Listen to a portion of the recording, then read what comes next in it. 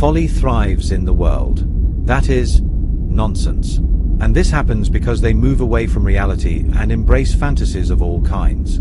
A Frenchman, who lived in his magic crystal ball, called Nostradamus, worked by predicting the future, and of course, he had to talk about the end of the world.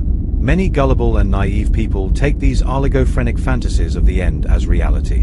And some sell solutions, taking advantage of the stenoencephalics and their crazy daydreams of the apocalypse. The problem is that many people are not interested in reality. They prefer fantasies, such as divination. But, we can add, it is very difficult to open their eyes to reality, and to distance them from their fantasies. From time to time, from century to century, the belief that the world is going to end spreads. The result is hysteria among thousands of naive people. And many have made millions selling nuclear shelters, saying that if there were a nuclear weapons conflict, almost 80% of the Earth would be destroyed.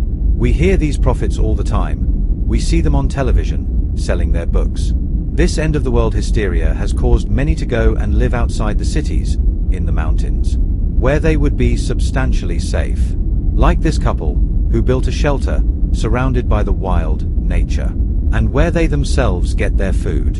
And business continues. Many books are sold, advising to get away from the danger of cities and build shelters. The end-of-the-world issue is good business. At least 50 million copies of this type of book have been sold, about biblical prophecies, or Mayan prophecies, or pseudoscientific ones.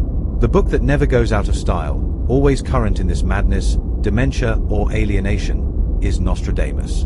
And the stenoencephalics affirm that his predictions have always been fulfilled, of course, with an exaggerated exegesis or interpretation. They assure that he prophesied the attack of 9/11. The oracles say that the signs of the beginning of the end will be earthquakes, floods, hurricanes, and other major natural disasters. And to survive, some people build shelters, like bunkers. Some underground shelters have been built by joining more than 40 school buses underground and covered in cement. All this is designed to withstand Armageddon or a nuclear winter. But predicting the end of the world is not new. Oracles, fortune tellers, or prophets have been with us for centuries, giving dates when everything will end. The list is long and spans centuries. But there are cults that take these end-time predictions very seriously and even carry out mass suicides, such as the People's Temple, Jonestown, Guyana. In 1978, members of the congregation, some willingly and others forced, including 300 children and babies, drank a soft drink laced with cyanide. In all, more than 900 people died. Dravidian Branch, Waco, Texas.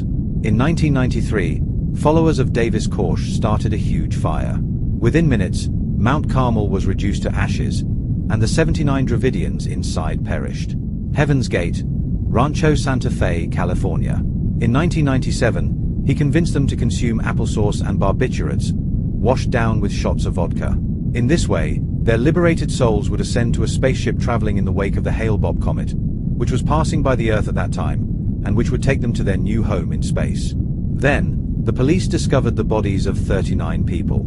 Childish fantasy is acquired by the naive and gullible, who need to fill their ontological and epistemological gaps with fantastic gestalt.